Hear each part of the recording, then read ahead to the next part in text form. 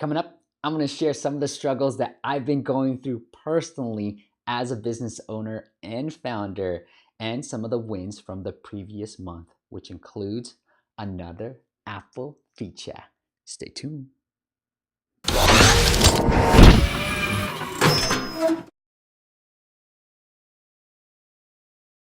What is up, App Nation? It is Steve P. Young back and better than ever. Oh, I miss doing these videos.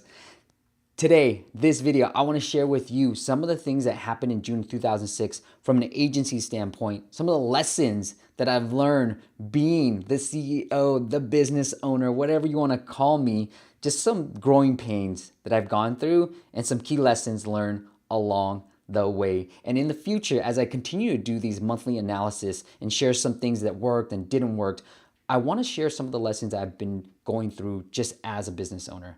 And I know there's going to be some actionable content that you can use as I'm doing that too. So turn this into more of like a reality show type of thing where just sort of giving you the backstory and being completely transparent with some of the struggles that I'm having as a business owner. All right. So let's start with some of the wins.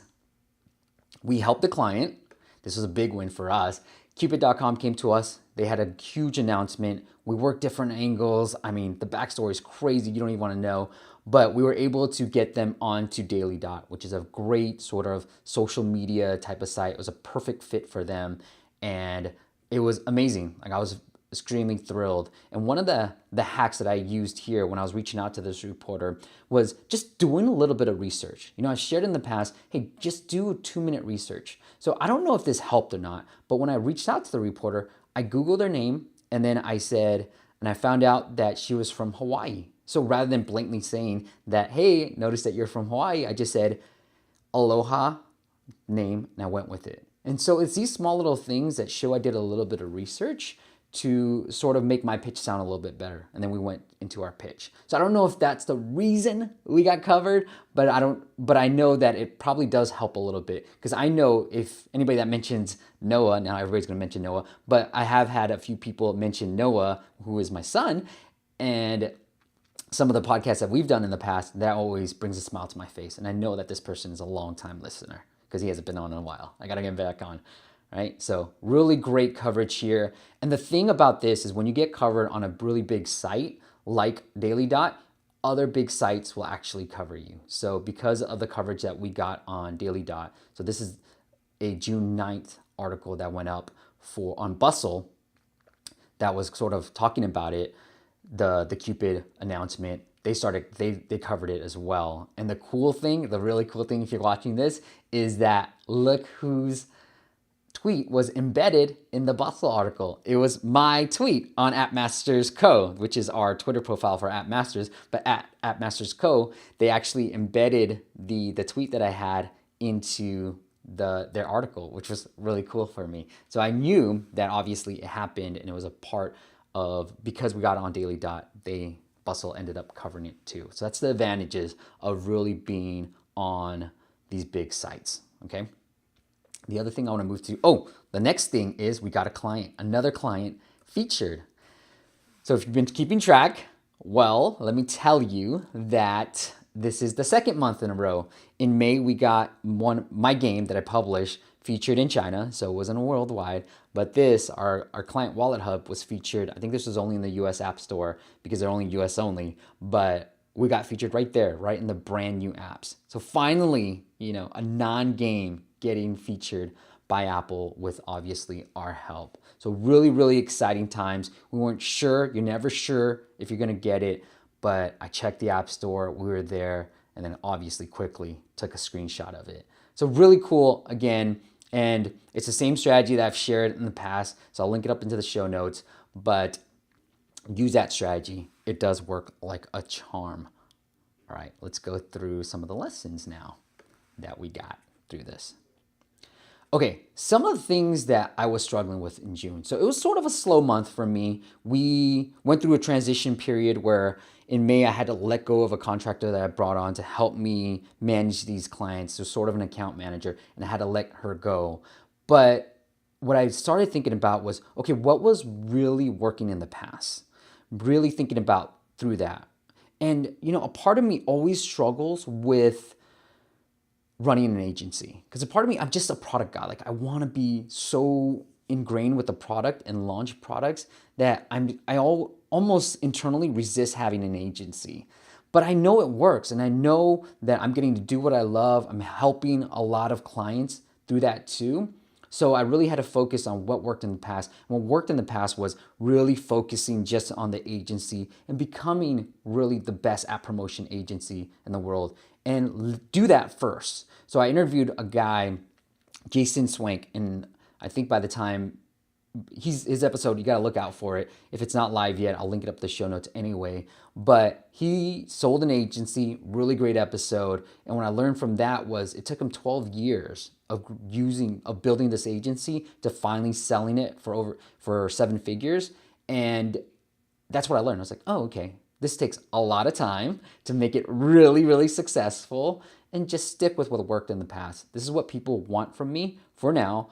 And so stop resisting it, continually resisting it. I got to keep telling myself, I love running an agency because I do. I really love running a business, but at the same time, I want to build products too, and I have to resist it. Okay.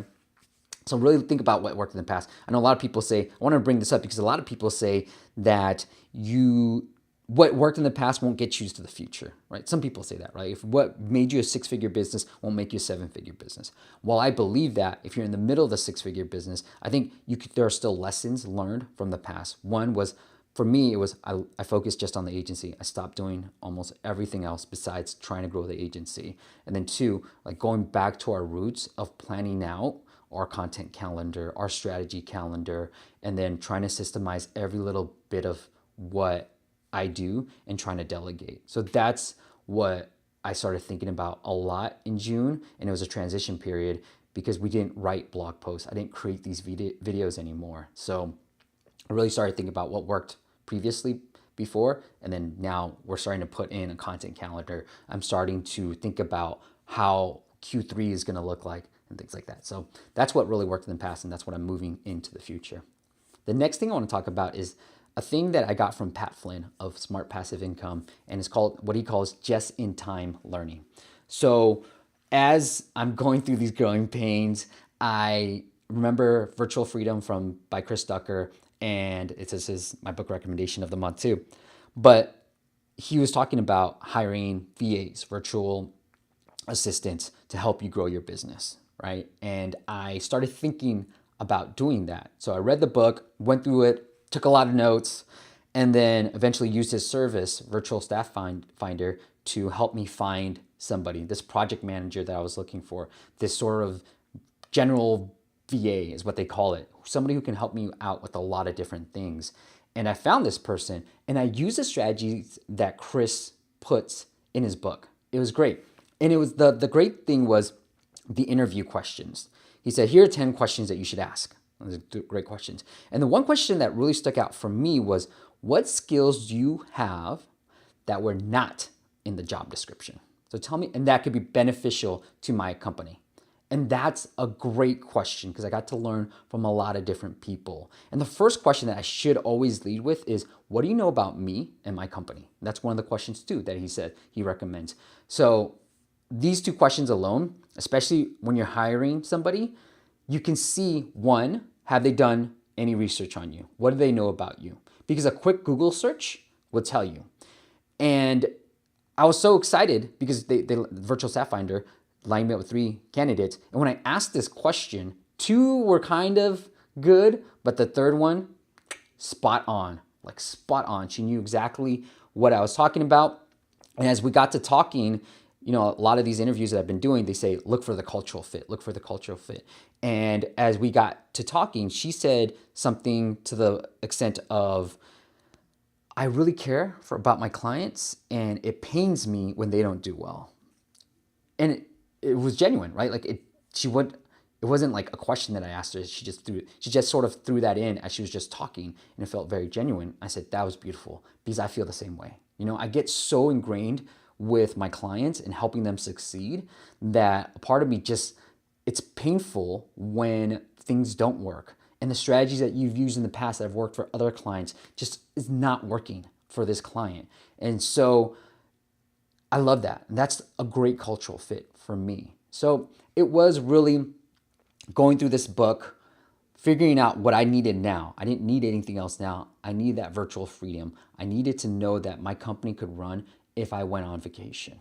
So I'm starting to build out that team. Chris, thank you so much. I found a great VA. I'm loving Mary. You're going to probably see her as we continue to grow. And one of the other questions that I'll leave with for this particular point is, how long do you plan to work with me?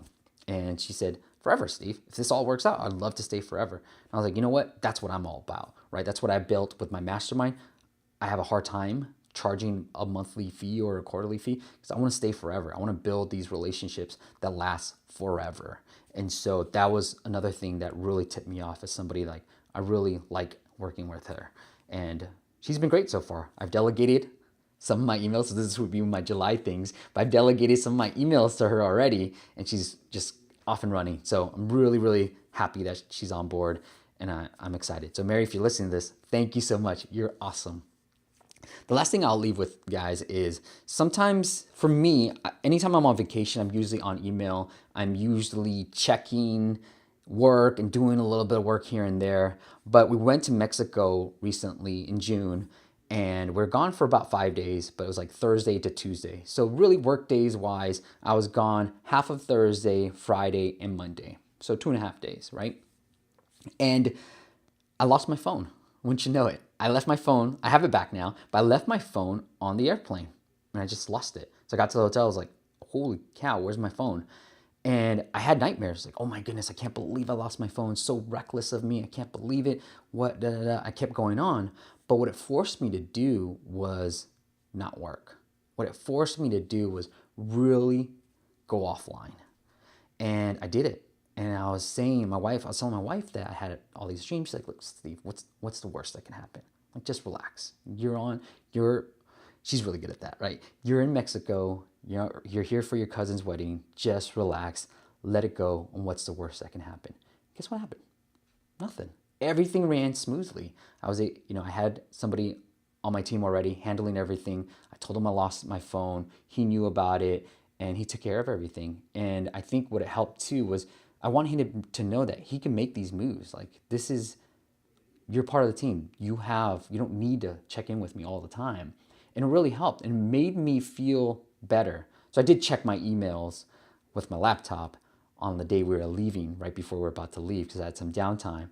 And that's all I did. And I was going through all the emails. I said, nothing broke. It's okay. So I think moving forward, what I wanted to do with that was I want to lose my phone. So the lesson is lose your phone sometimes. Go on vacation, go on a break, a weekend, whether it's a weekend vacation, just put your phone somewhere else. Put it in airplane mode, put it in something where you're just not going to be able to access it. Maybe you want it for the camera, fine, but bring a camera. That's what I would say. Just bring a camera. And I loved that I did not have it because I didn't think about anything. Didn't go on social media, which I deleted Facebook anyways.